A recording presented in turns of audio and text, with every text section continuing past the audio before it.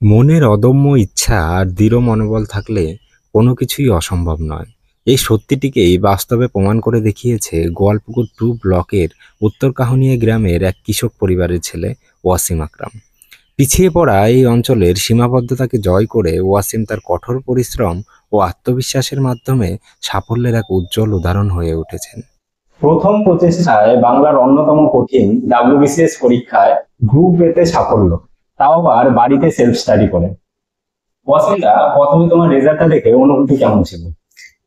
যখন এই মাসের 5 তারিখে রেজাল্ট আসে, আমি যখন প্রথমে রেজাল্টটা দেখলাম, তো আমাকে খুব একটা সুন্দর অনুভূতি ছিল। যে রেজাল্টটা আসলো আমি দেখলাম, পিডিএফটা পেলাম পিএসসি এর ওয়েবসাইটে।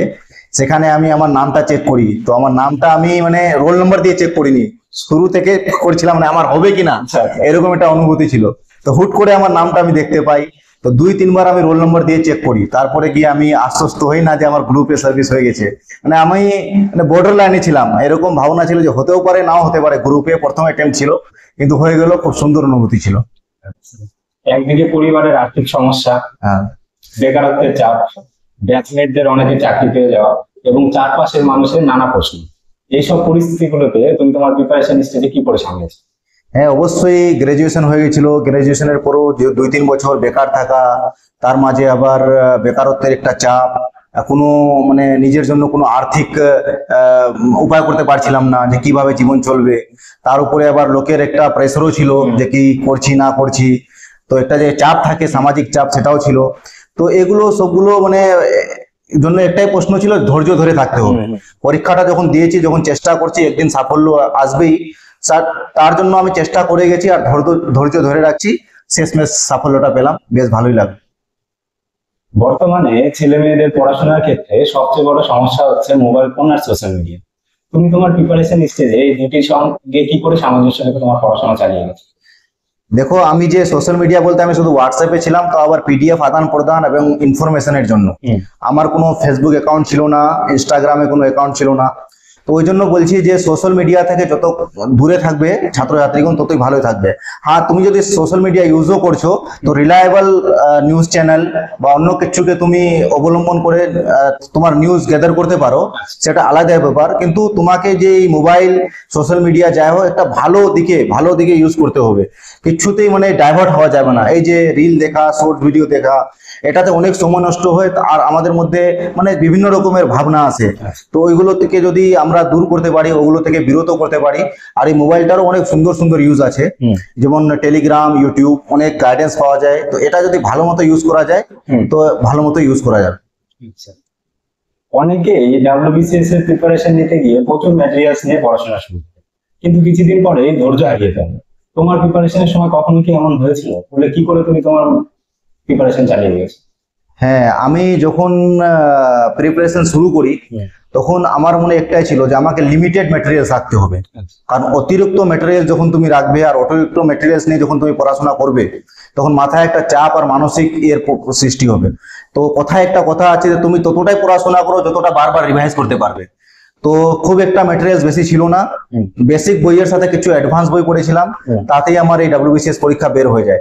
সেজন্য বলবো, হ্যাঁ, মাঝে মধ্যে এরকম একটা পরিস্থিতি আসছিল যে আর হয়তো হবে না, কারণ এটা একটা লং প্রসেস। ডাব্লিউবিসিএস হয়ে যাচ্ছে, প্রি হওয়া, মেন্স হওয়া, ইন্টারভিউ হওয়া, তো একটা লং প্রসেস। এটার মধ্যে ধৈর্য ধরে রাখাটাই বড় ব্যাপার।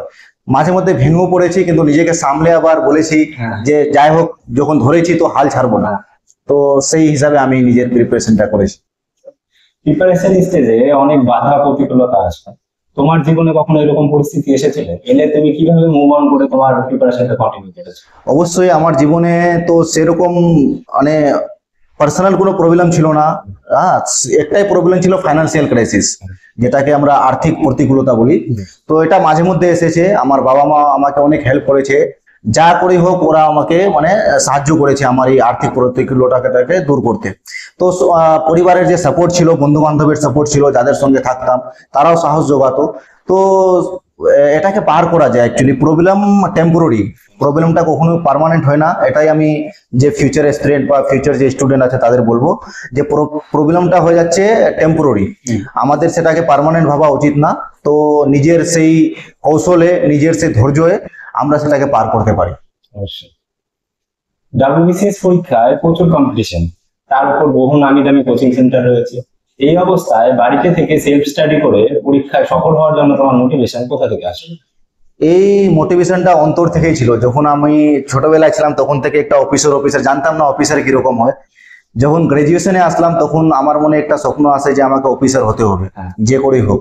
তো একটা ইনার মোটিভেশন, হ্যাঁ, তো এক্সটার্নাল মোটিভেশনের সাহায্যে তুমি 2-4টা দিন পার করে যাবে, কিন্তু ইনার যে মোটিভেশন একটা যে কিছু করবোই, একলা থাকলেও করব, বাড়িতে বসে করব, যে করেই হোক করব, এই মোটিভেশনটা থাকলে যে কোনো জায়গা থেকে করতে পারে। তার জন্য কোচিং সেন্টারের কোনো দরকার নেই, বাস ইউটিউবে গাইডেন্স অ্যাভেলেবল আছে, টেলিগ্রামে কন্টেন্ট অ্যাভেলেবল আছে, এগুলোর সাথে যে কোনো পরীক্ষা মানে যে কোনো পরীক্ষা ক্র্যাক করতে পারে, এটা আমি বলবো। 2022 সালের পরীক্ষা 2025-এ এসে ফাইনালি সিলেকশন হলো। এই দীর্ঘ সময়ে কখনো মনে হয়নি WBCS ছেড়ে অন্য কোনো এক্সামের প্রিপারেশন নেবে? হ্যাঁ, অবশ্যই সেরকম তো মাঝে মধ্যে মনে হতো যে সিজিএল দিয়ে দিই, সিএইচএসএল দিয়ে দিই, যে কোনো একটা জব নিয়ে নিই, অনেক বেকারত্ব। কিন্তু শেষমেশ লাগলো WBCS-টা একটু লেট হলেও সেটা অনেক উঁচু জায়গায় আমাকে পৌঁছে দেবে, এটা একটা মোটিভেশন ছিল যে বড় কিছু পেতে গেলে একটু তো ধৈর্য ধরতে হবে, সময়ও লাগবে। তো এই ভেবে নিজেকে সামলে নিতাম।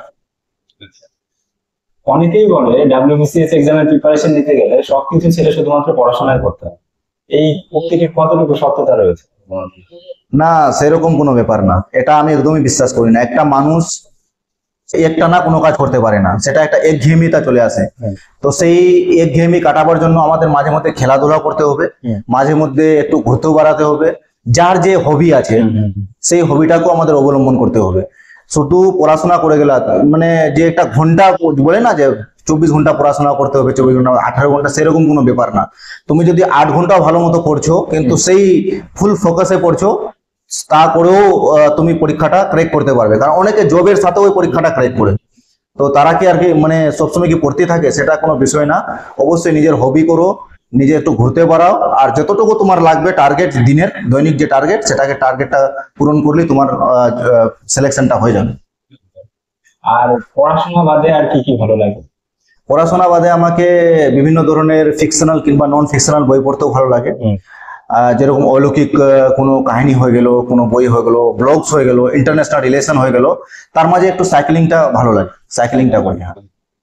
আর প্রথম থেকে কি তোমার WBCS মূল উদ্দেশ্য ছিল, না পরবর্তীতেও আমরা বড় কোনো এক্সামে সফল হতে তোমাকে দেখি? না, আমার মেন ফোকাস WBCS ছিল, কারণ রাজ্যে আমাকে কাজ করতে হবে, তো WBCS ছিল। তো বড় কোনো পরীক্ষা এখনো ভাবিনি, যদি ভবিষ্যতে ভাবি তো অবশ্যই তোমাকে জানিয়ে দেবো। এবার রামকৃষ্ণপুর PDGM হাই স্কুল, যে স্কুল তোমার মতো একজন WBCS গ্রুপের অফিসার, পুলিশ, BSF সহ কেন্দ্রীয় বিদ্যালয়ের শিক্ষকদের তৈরি করেছে। অল্প সময়ে HSC রাজ্যে দ্বিতীয় স্থান অর্জনকারীকে তৈরি করতে পেরেছে। এমন একটি স্কুলে সায়েন্স কমার্সের মতো গুরুত্বপূর্ণ স্ট্রিম চালু করা কতটা জরুরি বলে তোমার মনে হয়? অবশ্যই আমার স্কুলে যদি সায়েন্স কমার্স চালু হয় তাহলে আমার জন্য ব্যক্তিগতভাবে আর এলাকার জন্য সার্বিকভাবে খুবই ভালো হয়, খুবই ভালো হয়। আমাদের এলাকায় তো অবশ্যই সায়েন্স চালু হওয়া উচিত, কমার্সেরও চালু হওয়া উচিত। তো আমি আশা করবো যে ভবিষ্যতে হবে। সামগ্রিকভাবে আমাদের এই পিছিয়ে পড়া এলাকার উন্নয়নে কি কি পদক্ষেপ নেওয়া যেতে পারে বলে তোমার মনে হয়?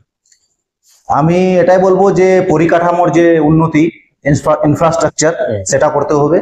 আর বাকি যে প্যারেন্টস আছে তাদেরকে অ্যাওয়ারনেস পড়াশোনার প্রতি সেটা বাড়াতে হবে। এই দুটা জিনিস করলে আমি ভাবি যে একটা মানে পড়াশোনার প্রতি ঝোঁকটা বাড়বে। প্রথমে আমাদের কাজ প্রাথমিকভাবে যে ভালো মতো পড়াশোনা করা, তারপরে যে লাইনে যেতে চায়, যে স্ট্রিমে যেতে চায়, যেতে পারে। তো আমি এটাই বলবো যে পড়াশোনার উন্নতি হলে সার্বিকভাবে উন্নতি হবে। আর পড়াশোনার জন্য পড়াশোনার যে তার সঙ্গে জড়িত যে পরিকাঠামো বা ইনফ্রাস্ট্রাকচার, সেটা ভালো হলেই হবে। এবার অনেক ছেলে মেয়ে আছে যারা বারবার এক্সাম দিচ্ছে কিন্তু কোয়ালিফাই হচ্ছে না, সেটা WBCS হোক বা যে কোনো এক্সাম হোক। তো তাদের ক্ষেত্রে তুমি কি বলতে চাও? তাদের ক্ষেত্রে আমি একটাই কথা বলবো যে ধৈর্যটা হারিও না, কোনো সময় নিজেকে লো মোটিভেটেড ফিল করো না, সব সময় নিজেকে মোটিভেট রাখো। আর অবশ্যই তুমি বারবার চেষ্টা করলে একদিন সাফল্য অবশ্যই পাবে, সেরকম ঘাবড়াবার কোনো প্রয়োজন নেই। নিজের মতো করে পড়াশোনা করো। মাঝে মধ্যে তুমি যদি ফেল করো তো সেটা কোনোদিন পার্মানেন্ট হয় না, তুমি খুঁজে বের করার চেষ্টা করো যে আমি ভুলটা কোথায় করছি। এই ভুলটা সংশোধনের একটা পদ্ধতি হয়ে যাচ্ছে ফেল করা। তো এই ভুলটা সংশোধন করে তোমাকে আগে হতে হবে, এটাই বলবো। ধন্যবাদ। ধন্যবাদ তোমাকেও। এছাড়াও ওয়াসিম দা 2023 WBCS এর মেন্স এক্সাম লিখেছেন। আশা করছি খুব শীঘ্রই আমাদের পিছিয়ে পড়া এলাকাটি আরও বড় সাফল্যের সাক্ষী হবে।